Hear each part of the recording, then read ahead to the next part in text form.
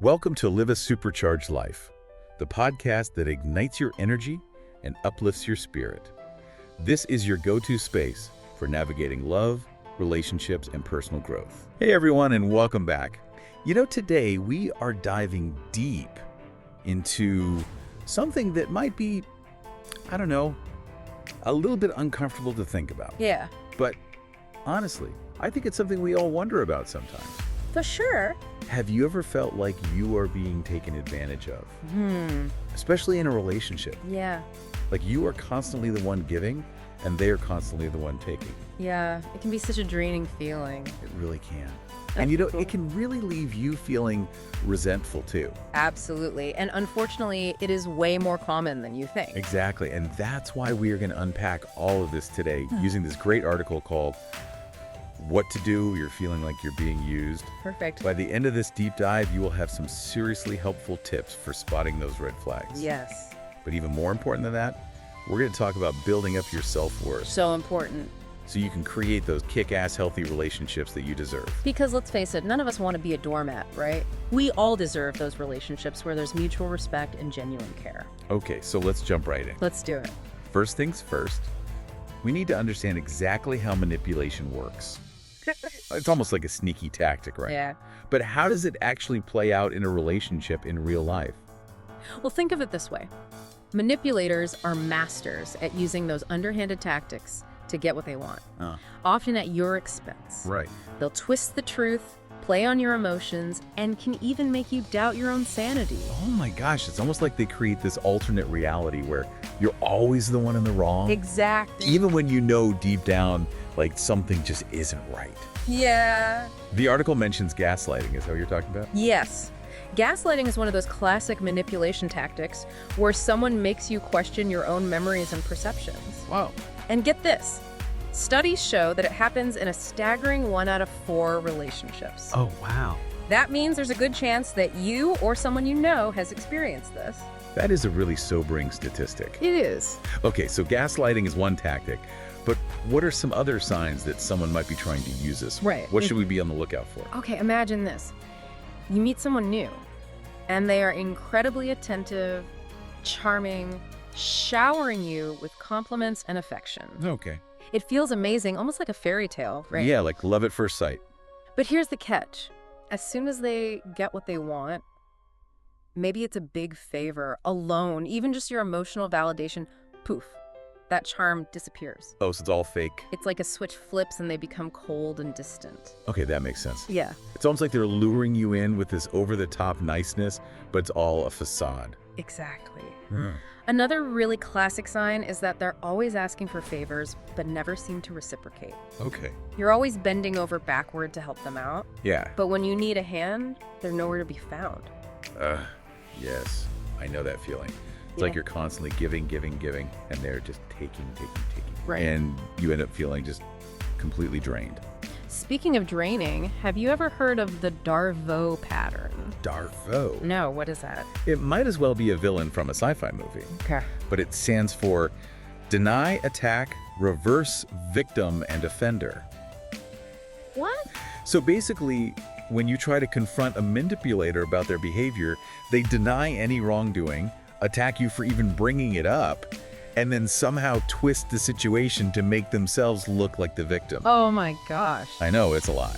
That's messed up. It is. It's like they're trying to turn the tables and make you feel bad for calling them out on their BS. Precisely, it's all about avoiding accountability and maintaining control. Wow. And sadly, it's very effective, especially if you're already feeling insecure or doubting yourself. Okay, so now that we know some of the signs, let's talk about why people allow themselves to be used in the first place. Right. I mean, nobody wants to be taken advantage of, right? Right. So what is going on there? That's a great question. And the answer often lies in our own self-worth. You know, if we don't believe we're worthy of respect and consideration, we're more likely to put up with that treatment.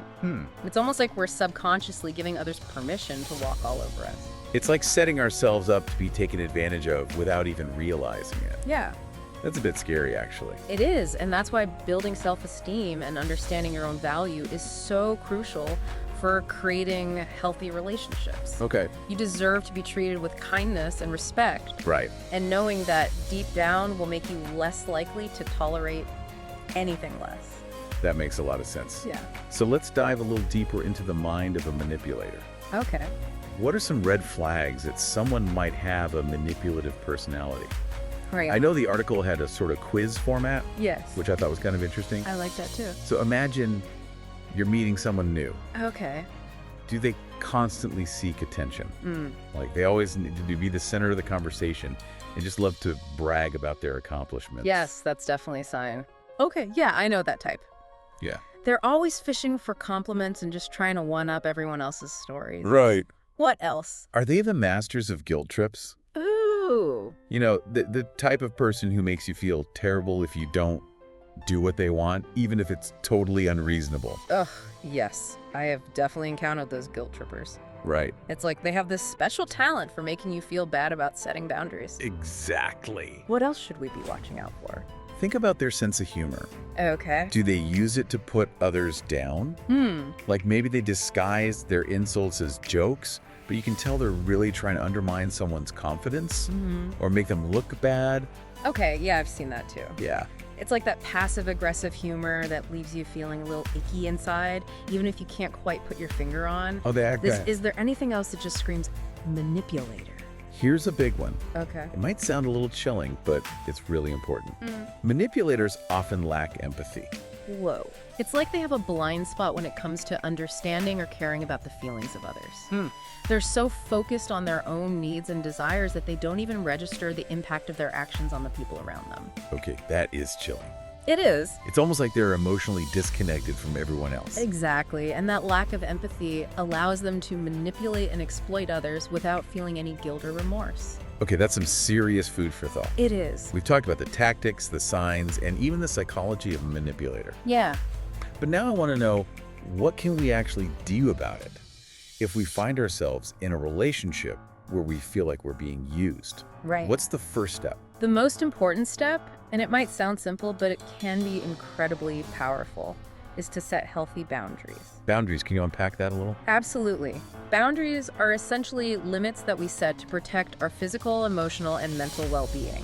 Okay. It's about defining what is acceptable and unacceptable behavior from others, and communicating those limits clearly and assertively. So it's about saying, this is what I'm willing to tolerate, and this is where I draw the line. Exactly. Yeah. It's about reclaiming your power and making choices that align with your values.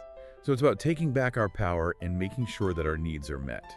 Boundaries are essential for self-care and for fostering healthy relationships. Right. And without them, we risk being taken advantage of, depleted, and resentful. So how do we actually go about setting those boundaries? Yeah, Because it can feel really intimidating, I care. especially if you're used to like people-pleasing or avoiding conflict. You're right. It can feel daunting at first, Yeah. but with practice, it gets easier. Okay. And trust me, it's so worth it. So where do we even start? Yeah, Any tips for baby stepping our way into boundary setting? absolutely. Start small. Okay. Maybe it's declining a social invitation that you don't really want to attend. Or saying no to taking on an extra task at work when you're already feeling overloaded. Okay, so it's about gradually building up our no muscle. Yes, exactly. Got it.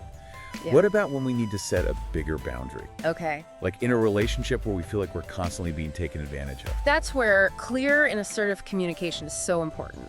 And using I statements can be really helpful here. So instead of saying, you're always asking me for favors, you Right. could say, I feel overwhelmed when I'm constantly being asked for things. Yeah. It's about taking ownership of your feelings and needs without blaming the other person. That makes total sense. Yeah. It's about shifting the focus from attacking them to expressing how their actions are impacting you. Exactly. So let's say we've gathered the courage to set a boundary. Okay. What happens next? Well, you might be surprised at how people respond. Okay. Some will respect your limits and appreciate your honesty, Right. but others, especially those who are yes to getting their way, might push back. Oh, for sure. Try to guilt you into giving in. So how do we deal with that pushback? Because it can feel so intimidating to stand your ground. It's important to remember that you have the right to protect your well-being, even if it makes someone else uncomfortable.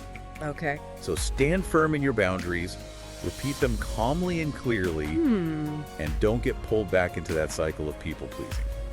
Easier said than done sometimes, right? It is. But I'm starting to see how this whole boundary thing is really about self-respect. Yes. It's about valuing ourselves enough to say, this is what I deserve, and I'm not going to settle for anything less. Exactly. And the more you practice setting boundaries, the more confident and empowered you'll feel. Right. And you'll start attracting people who respect your limits and who value you for who you are. I'm feeling a little more hopeful already. Good.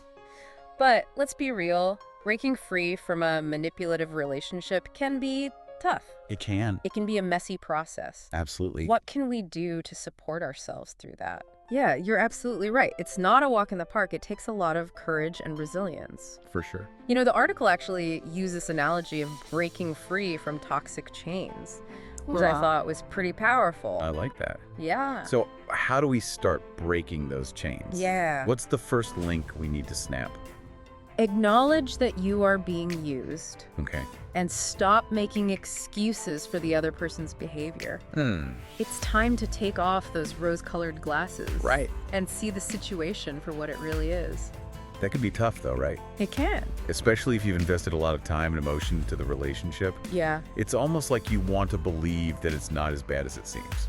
Totally understandable to feel that way. Yeah. But sometimes you need to rip off the bandage and face the truth, even if it hurts. Yeah. And remember, you don't have to do this alone. Right. Lean on your support system. Yeah. Talk to a therapist. Confide in a trusted friend or family member. Yes.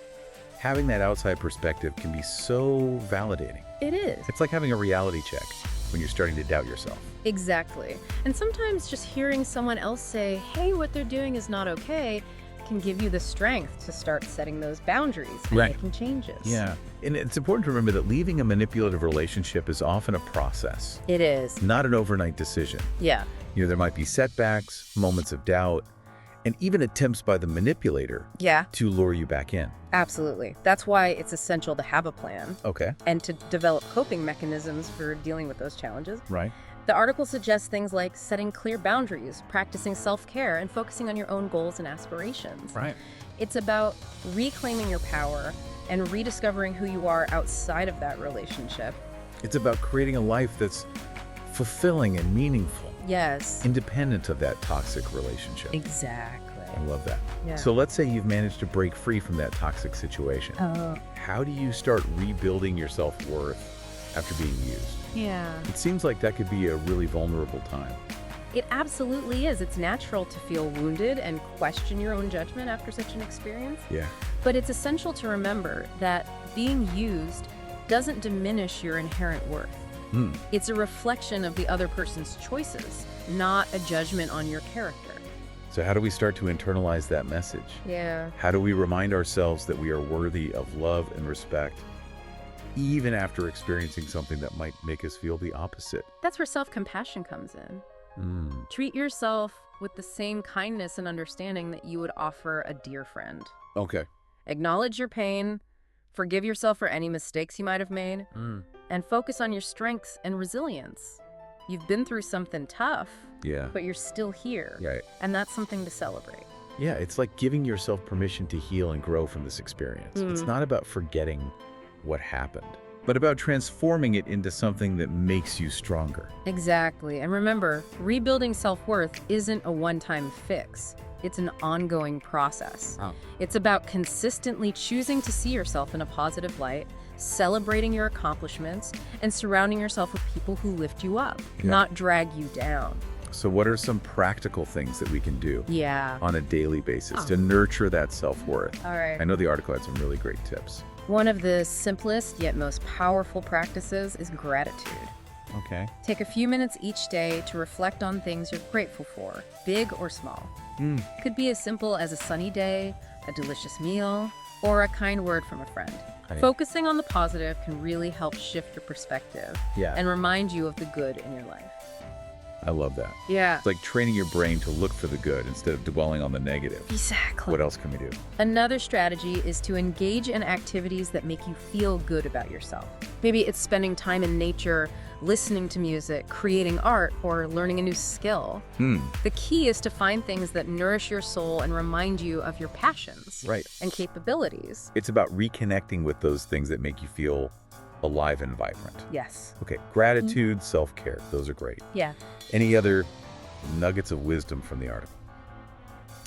You know, one thing that really stood out to me was the importance of setting realistic expectations. Oh. You know, rebuilding self-worth takes time and effort. It's not a quick fix, but a gradual process of unlearning those negative patterns Right. and embracing a more positive self-image. So be patient with yourself, celebrate your progress, no matter how small, Yeah. and don't give up on yourself. Those are some really wise words. Yeah. Okay, so we've covered a lot of ground today. We talked about the psychology of manipulation, all of those sneaky tactics, Right. and how to break free from toxic patterns. But if there's one thing I want you to take away from this deep dive today, it is this. You are worthy of love, respect, and healthy, fulfilling relationships. Period. Period. End of story. You have the power to create those relationships. Yes. It starts with believing in yourself, setting those boundaries, and choosing to surround yourself with people who see your worth Right. and treat you with the respect you deserve. As we are wrapping up this deep dive, I have one final question for you, Okay. and it's from the article. What one small step can you take today to set a stronger boundary in one of your relationships? Maybe it's as simple as saying no to an extra commitment when you're already feeling stretched thin. Yeah. Or maybe it's speaking up about something that's been bothering you, even if it feels a little uncomfortable at first. Whatever that step is, take a moment to think about it, write it down, and make a commitment to yourself. Yeah. You know, even the smallest action can create a ripple effect, Right. leading to more empowered choices and healthier relationships down the line. And if you're feeling overwhelmed or unsure where to start, remember, there's no shame in seeking support. Right. Talk to a trusted friend, a therapist, or explore the many resources available online and in your community. Exactly. You're not alone in this journey. We are all in this together, and remember, healing and growth are always possible. That's such a beautiful and hopeful note to end on. Okay, that's a wrap for a deep dive into recognizing and breaking free from being used. We hope you found it insightful, empowering, and maybe even a little life-changing. As always, we encourage you to continue exploring these ideas, asking tough questions, and making choices that honor your worth and well-being. Until next time, take care and stay curious. So if you're looking for some amazing tips, some resources, some help with relationships, head over to liveasuperchargedlife.com. Please like, comment, share, and subscribe.